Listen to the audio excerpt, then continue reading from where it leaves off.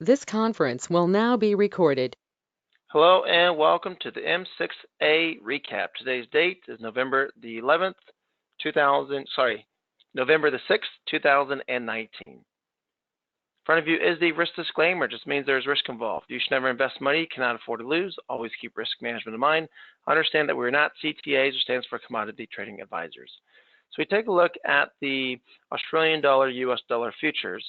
On the daily time frame, the market's at resistance. We're expecting the market to fall bearish towards the daily future support of 0.6600, which is about 324 ticks away.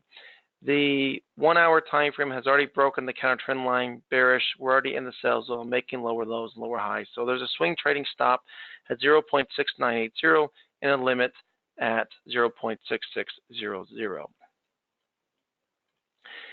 If you have Tunnel Trader, you can go ahead and turn on Tunnel Trader Short. You can see green line to blue level. Green line to blue level is working very, very well, and you can utilize that as the market begins to dip. Hey everyone, it's Joshua Martinez.